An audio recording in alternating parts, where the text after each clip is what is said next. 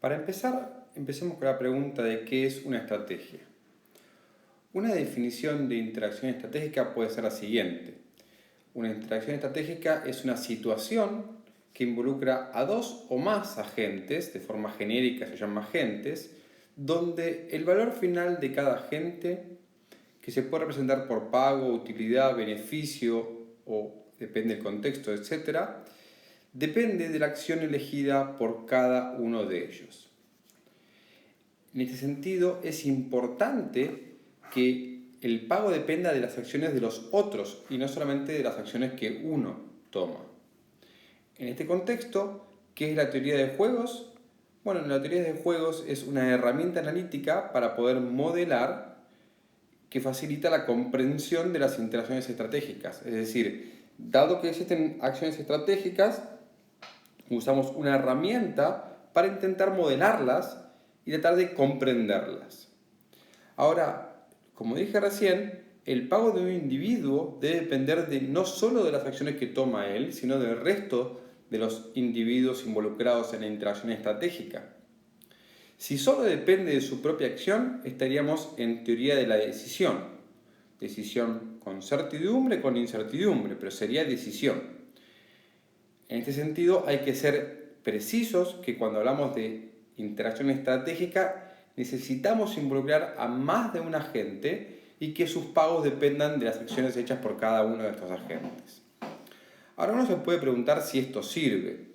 Bueno, en realidad se usa en muchísimas áreas del conocimiento. Tiene su origen en la matemática, pero también en la economía y se nutren muchas veces una de otra. También se usa en la psicología, se usa en la biología para modelar cómo evolucionan las especies, se usa en la política y en la sociología.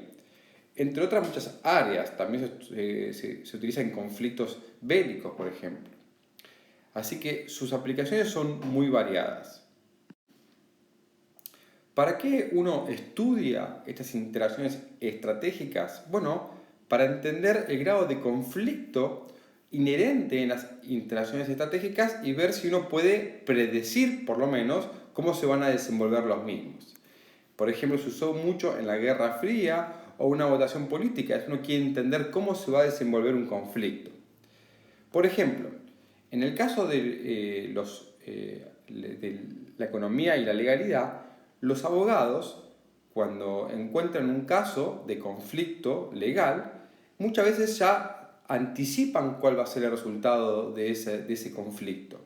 Entonces uno puede predecir, bueno, mira, esto va a terminar en esto otro. Y eso puede permitir tratar de anticipar y no incurrir en un costo legal innecesario si el costo legal es meramente un costo de transacción. Entonces muchas veces los acuerdos, que se llaman acuerdos privados entre empresas, entre partes que litigian, intentan actuar ex ante.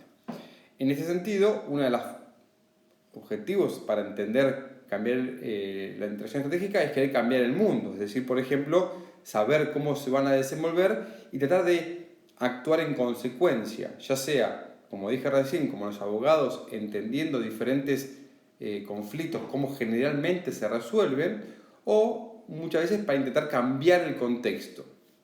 Por ejemplo, muchas interacciones estratégicas comparten varias características. El más común de todos, más común, más mencionado, es el dilema del prisionero. Hay un montón de situaciones que comparten las características del dilema del prisionero, como por ejemplo la colusión, como por ejemplo corridas bancarias, como por ejemplo algunos casos de publicidad en el caso de las empresas tabacaleras y también por ejemplo el caso de recurso común. Ahora, si entendemos cuál es el conflicto inherente a una estructura estratégica, quizás podamos anticiparnos y predecir los incentivos de cada uno de los individuos asociados a su situación. Y en este caso, por ahí podemos cambiar las reglas que afectan las reglas del juego. Es decir, cambiar el contexto.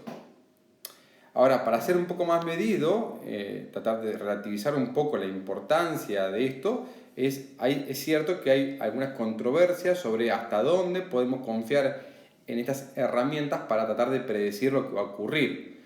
En muchos casos siempre se busca una herramienta que logra un resultado satisfactorio en un contexto, muchas veces los economistas o las autoridades de juegos intentan buscar un contexto en el cual ese criterio falle con alguna lógica intuitiva.